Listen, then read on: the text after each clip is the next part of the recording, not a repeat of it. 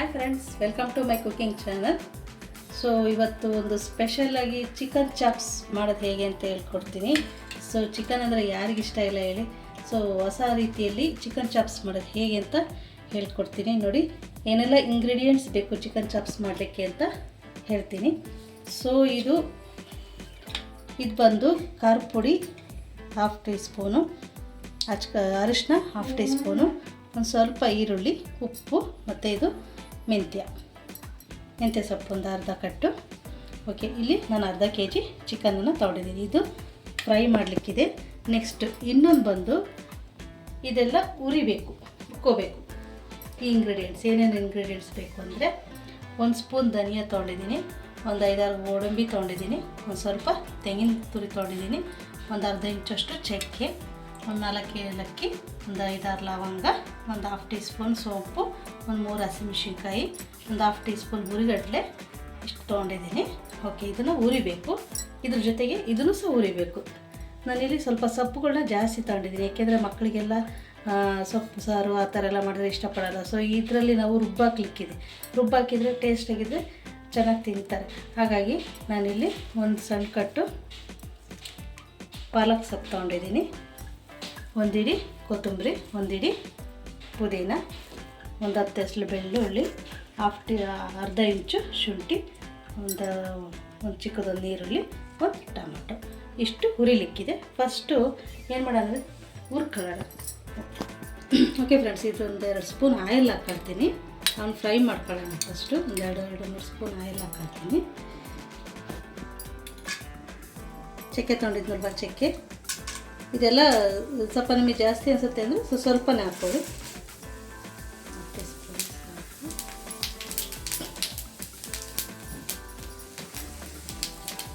ಗೋಡಂಬಿ, ಧನಿಯಾ,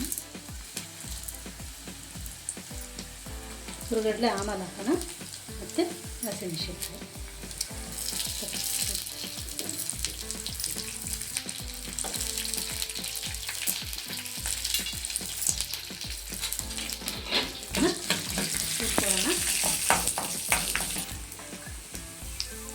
ಇದಕ್ಕೇ ಈರುಳ್ಳಿ, ಒಂದು ಅರ್ಧ ಇಂಚು ಶುಂಠಿ, ಒಂದು 10 ಎಸಳು ಬೆಳ್ಳುಳ್ಳಿ, ಟೊಮೆಟೊ ಮತ್ತು ಫ್ರೈ ಮಾಡ್ಕೊಂಡು ಆಮೇಲೆ ಸ್ವಲ್ಪ ಫ್ರೈ ಮಾಡೋಣ. ಫ್ರೈ ಮಾಡಿ ತುಂಬ ಟೇಸ್ಟಾಗಿರುತ್ತೆ.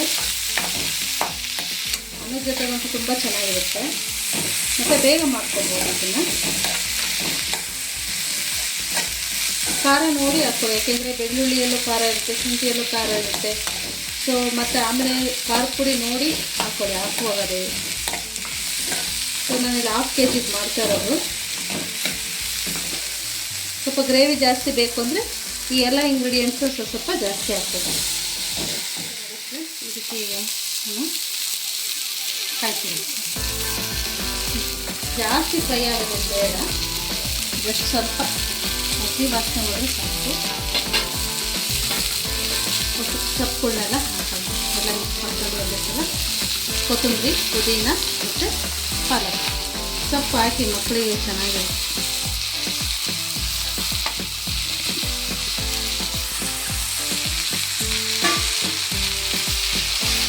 ಇದನ್ನು ಚೆನ್ನಾಗಿ ಫ್ರೈ ಮಾಡ್ಕೊಳ್ಳೋಣ.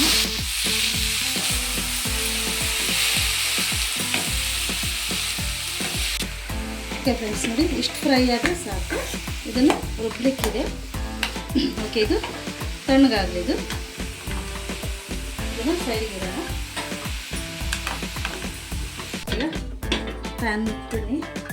ಓಕೆ ಫ್ರೆಂಡ್ಸ್, ನೋಡಿ ಪ್ಯಾನ್ ಇಟ್ಕೊಂಡಿನಿ. ಇದಕ್ಕೆ 1-2 ಸ್ಪೂನಷ್ಟು ತುಪ್ಪ ಹಾಕ್ತೀನಿ.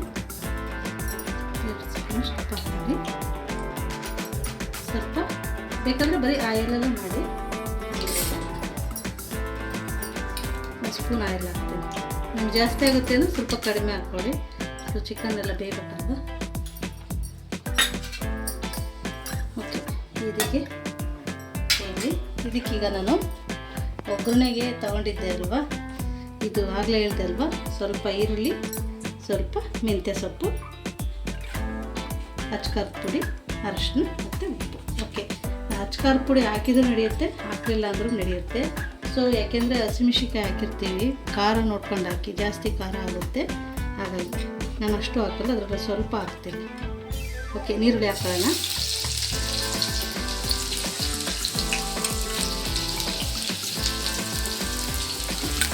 ಇದಕ್ಕೆ ಈಗ ಪುದೀನ ಹಾಕ್ತಾ ಇದ್ದೀನಿ ನಾನು.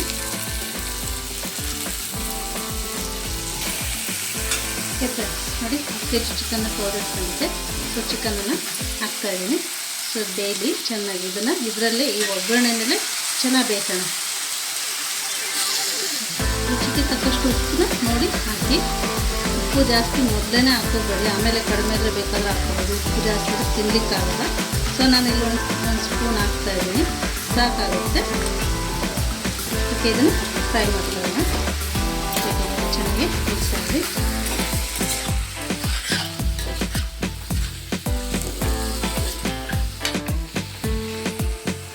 ಲಿಡ್ನ ಕ್ಲೋಸ್ ಮಾಡಿ ಒಂದು 10 ನಿಮಿಷ ಚೆನ್ನಾಗಿ ಬೇಯಲಿಕ್ಕೆ ಬಿಟ್ಟು, ಒಂದು 5 ನಿಮಿಷ 10 ನಿಮಿಷ ಚೆನ್ನಾಗದು. ಓಕೆ ಫ್ರೆಂಡ್ಸ್, ಲಿಡ್ನ ಕ್ಲೋಸ್ ಮಾಡಿದ್ವಲ್ವ, ಒಂದು 7-8 ನಿಮಿಷ ಬೇಯಲಿ ಚೆನ್ನಾಗಿ ಚಿಕನ್ ಸಾಫ್ಟಾಗಿ. ಅಷ್ಟರಲ್ಲಿ ನಾವು ಹುರಿದಿಟ್ಕೊಂಡಿದ್ವಲ್ವ ಮಸಾಲ, ಇದನ್ನು ರುಬ್ಕೊಂಡ್ಬರೋಣ. ಜಾರಿಗೆ ಹಾಕೊಂಡು ರುಬ್ಕೊಂಡ್ತೀನಿ.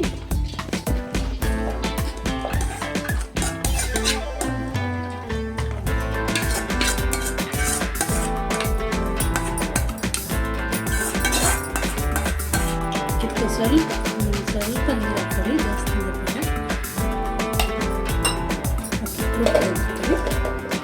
ಓಕೆ ಫ್ರೆಂಡ್ಸ್, ನೋಡಿ ಒಂದು 5-6 ಮಿನಿಟ್ಸ್ ಲಿಡ್ನ ಕ್ಲೋಸ್ ಮಾಡಿ ಬೇಯಲಿಕ್ಕೆ ಇಟ್ಟಿದ್ದೆ. ಚೆನ್ನಾಗಿ ಸಾಫ್ಟಾಗಿ ಬೇಯಿಸ್ಕೊಳ್ಳಿ. ಖಾರ ಪುಡಿ ನೋಡಾಕೊಳ್ಳಿ, ನಾನು ಸ್ವಲ್ಪ ಹಾಕ್ತಾಯಿದ್ದೀನಿ. ಯಾಕೆಂದರೆ ಮಕ್ಕಳು ತಿನ್ನೋದಾದರೆ ತುಂಬ ಖಾರ ಆದರೆ ಕಷ್ಟ ಆಗುತ್ತೆ. ಹಾಗಾಗಿ ಸ್ವಲ್ಪ ಅರಿಶಿನ ಆ್ಯಡ್ ಮಾಡಿ ಇದನ್ನು ಚೆನ್ನಾಗಿ ಮಿಕ್ಸ್ ಮಾಡೋಣ. ಚೆನ್ನಾಗಿ ಅದ್ರ ಈ ಒಗ್ಗರಣೆನಲ್ಲೇ ಬೇಯಬೇಕದು ಚಿಕನ್ನು, ಸಾಫ್ಟ್ ಆಗುತ್ತೆ. ಹಾಗಾದರೆ ಇಲ್ಲಾಂದರೆ ಸ್ವಲ್ಪ ಮಸಾಲೆ ಹಾಕಿದ್ರೆ ಸ್ವಲ್ಪ ಮತ್ತೆ ಕುದಿಯೋಕ್ಕೆ ಟೈಮ್ ತಗೊಂಡ್ಬಿಡುತ್ತೆ. ಸೊ ಒಗ್ಗರಣೆಲ್ಲ ಬೆಂದರೆ ಬೇಗ ಬೆಂದ್ಬಿಡುತ್ತೆ. ಲಿಡ್ನ ಕ್ಲೋಸ್ ಮಾಡ್ಬಿಡೋಣ ಬೇಗ.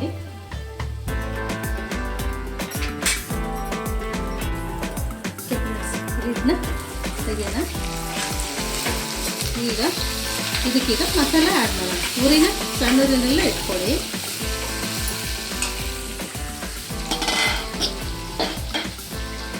ನೋಡಿ ಮಸಾಲ ರುಬ್ಕೊಂಡಿದ್ದಲ್ವ, ಇದನ್ನು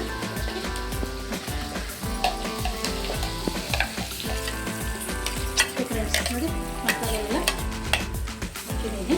ಈ ಮಸಾಲದಲ್ಲಿ ಸ್ವಲ್ಪ ಬೇರೆ ಇದಕ್ಕೆ ಸ್ವಲ್ಪ ಜಾರಿಗೆ ನೀರು ಹಾಕೊಳ್ಳೋಣ. ಜಾರಿಗೆ ನೀರು ಹಾಕೊಂಡು ಸ್ವಲ್ಪ ಇದಕ್ಕೆ ಹಾಕ್ತೀವಿ. ಸ್ವಲ್ಪ ಅದು ಕುದಿಯುವಾಗ ಗಟ್ಟಿ ಆಗುತ್ತೆ. ಓಕೆ, ಇದನ್ನು ಚೆನ್ನಾಗಿ ಮಿಕ್ಸ್ ಮಾಡಿ ಸಣ್ಣ ಊರಿನಲ್ಲೇ ಇವಾಗ ಬೇಯಿಸ್ಕೊಂಡು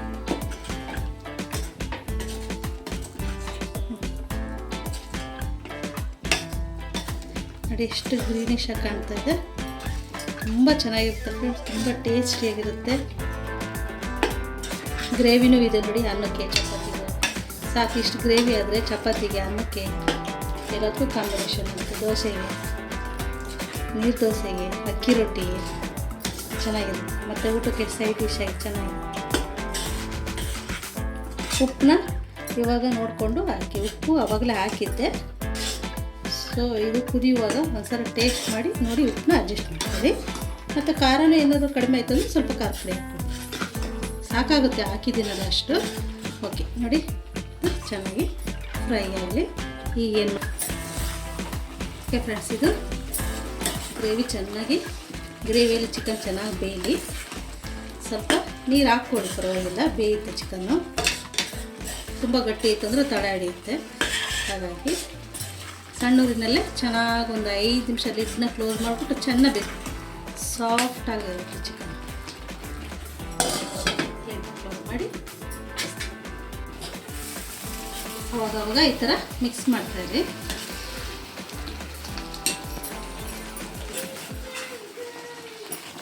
ನೋಡಿ ಎಷ್ಟು ಚೆನ್ನಾಗಿ ರೆಡಿ ಆಗುತ್ತೆ ಚಿಕನ್ ಚಾಪ್ಸ್, ಸಾಕಾಗಿ.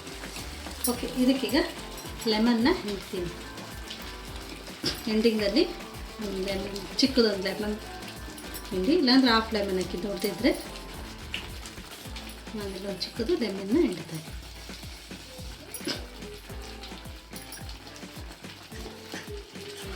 ಓಕೆ, ಇದನ್ನು ಮಿಕ್ಸ್ ಮಾಡಿ 1 ನಿಮಿಷ ಬಿಟ್ಟು ಕ್ಲೋಸ್ ಮಾಡಿಬಿಡಿ. Chicken chops ready.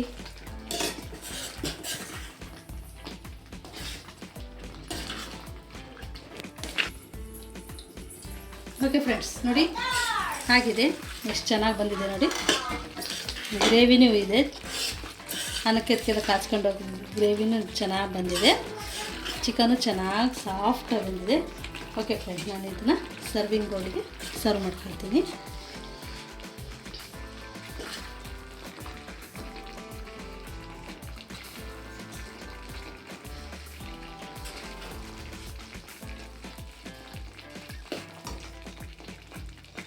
ನೋಡಿ ಫ್ರೆಂಡ್ಸ್, ಬಿಸಿ ಬಿಸಿಯಾದ ಚಿಕನ್ ಚಾಪ್ಸ್ ರೆಡಿ ಆಯಿತು. ಇದನ್ನು ನಾನು ಬಾಯ್ಲ್ಡ್ ರೈಸ್ ಜೊತೆಗೆ ಸರ್ವ್ ಮಾಡ್ತಾಯಿದ್ದೀನಿ. ಓಕೆ ಫ್ರೆಂಡ್ಸ್, ನೋಡಿ ಬಿಸಿ ಬಿಸಿಯಾದ ಚಿಕನ್ ಚಾಪ್ಸ್ ರೆಡಿ ಆಯಿತು. ತುಂಬ ಚೆನ್ನಾಗಿ ಬಂದಿದೆ, ತುಂಬ ಟೇಸ್ಟಿಯಾಗಿದೆ. ಪ್ಲೀಸ್ ಖಂಡಿತ ಟ್ರೈ ಮಾಡಿ, ತುಂಬ ಇಷ್ಟಪಡ್ತೀರ. ನಾನಿಲ್ಲಿ ಬಾಯ್ಲ್ಡ್ ರೈಸ್ ಜೊತೆಗೆ ತೊಗೊಂಡಿದ್ದೀನಿ. ನಾನು ಹೇಳಿದ ಮೆಥಡಲ್ಲಿ ಮಾಡಿ, ತುಂಬ ಕರೆಕ್ಟಾಗಿ ಬರುತ್ತೆ ಮೆಜರ್ಮೆಂಟಲ್ಲಿ. ಸೊ ಇಲ್ಲಿ ನಾನು ಸೌತೆಕಾಯಿ ಮತ್ತು ಈರುಳ್ಳಿ ತೊಗೊಂಡಿದ್ದೀನಿ. ಸೊ ಮಾಡಿಬಿಟ್ಟು ನನಗೆ ಕಾಮೆಂಟ್ ಮಾಡಿ ಹೇಗೆ ಬಂತು ಅಂತ ಹೇಳಿ. ಓಕೆ, ನಾನು ನಿಮಗೆ ನೆಕ್ಸ್ಟ್ ರೆಸಿಪಿಗೆ ನಾನು ನಿಮಗೆ ಮೀಟ್ ಆಗ್ತೀನಿ. ಮತ್ತು ಲೈಕ್ ಮಾಡಿ, ಮತ್ತು ಶೇರ್ ಮಾಡೋದು ಮರಿಬೇಡಿ, ಮತ್ತು ಸಬ್ಸ್ಕ್ರೈಬ್ ಆಗಿ. ಯಾರೆಲ್ಲ ಹೊಸ್ದಾಗಿ ನಮ್ಮ ಚಾನಲ್ ನೋಡ್ತಾ ಇದ್ದಾರೆ ಪ್ಲೀಸ್ ಸಬ್ಸ್ಕ್ರೈಬ್ ಮಾಡಿ ಮತ್ತು ಸಪೋರ್ಟ್ ಮಾಡಿ. ಮತ್ತು ನಾನು ನಿಮ್ಮ ನೆಕ್ಸ್ಟ್ ರೆಸಿಪಿಯೊಂದಿಗೆ ನಾನು ನಿಮ್ಮನ್ನು ಮೀಟ್ ಆಗ್ತೀನಿ. ಬಾಯ್, ಥ್ಯಾಂಕ್ ಯು.